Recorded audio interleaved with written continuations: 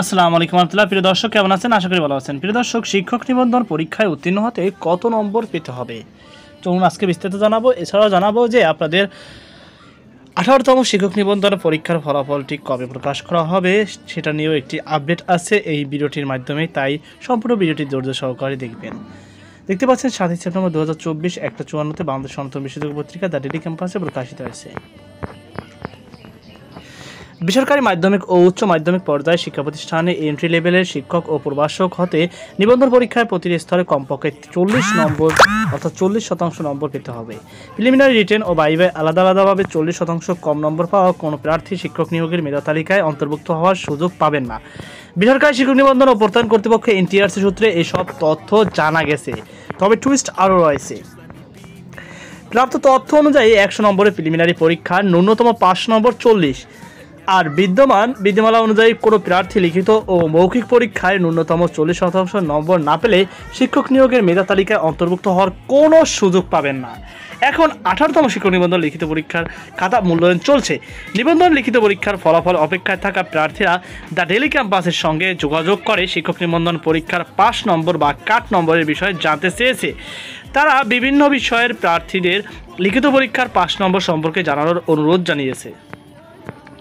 এ বিষয়ে খোঁজ নিয়ে জানা গেছে, বেসরকারি শিক্ষক নিবন্ধন ও পরীক্ষায় ও প্রত্যয়ন কর্তৃপক্ষ বিধানমালায় শিক্ষক পদে নিয়োগের সুপারিশযোগ্য বিবেচিত হয়ে মেধা তালিকায় স্থান পেতে প্রার্থীদের ন্যূনতম কত নম্বর পেতে হবে সে বিষয়ে বলা আছে 2015 সালের ডিসেম্বরে জারি করা ওই বিধিমালায়।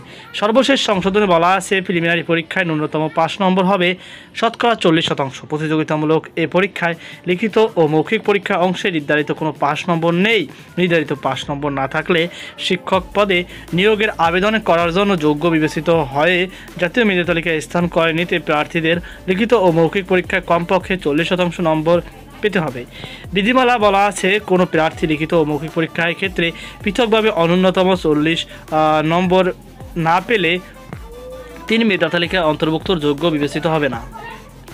বিধিমালা অনুসারে উত্তীর্ণ প্রার্থীদের মেধাভিত্তিক মূল তালিকা ছাড়াও শূন্যপদের সংখ্যার শতকরা 20% প্রার্থীর সমন্বয়ে অপেক্ষমান তালিকা প্রণয়ন করা যাবে। তাই লিখিত ও মৌখিক পরীক্ষা উত্তীর্ণ হতে ন্যূনতম 40 নম্বর কথা বিধিমালা উল্লেখ করা হলেও বিষয়ভিত্তিক প্রার্থীর সংখ্যা বিবেচনায় 5 নম্বর বা কাট নম্বর বাড়ার সুযোগ আছে। তবে বিষয়ভিত্তিক 5 নম্বর প্রকাশ করার নজির নেই।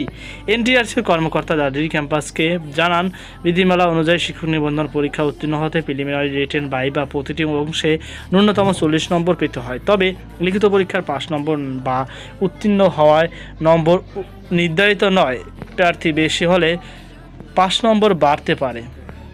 জানা গেছে, 18তম শিক্ষক নিবন্ধন লিখিত পরীক্ষার ফল চলতি সেপ্টেম্বরে মাসে ফল প্রকাশ করতে চাচ্ছে এনটিআরসি। তবে ছাত্র জনতার আন্দোলন ও সরকার পতনের জেরে খাতা মূল্যায়ন প্রক্রিয়া দেরিতে শুরু হয়েছে, তাই চলতি মাসে পরীক্ষা ফল নিয়ে শঙ্কা আছে। অর্থাৎ চলতি মাসেও আপনাদের ফলাফলটি প্রকাশ না হওয়ার বিষয়ে শঙ্কা রয়েই গেছে, কারণ জানেন যে দেরিতে খাতা মূল্যায়ন শুরু করেছে আর তাদের অনেক কাজ ছিল, তাই বলাই যাচ্ছে যে এ মাসের সম্ভাবনা খুবই কম।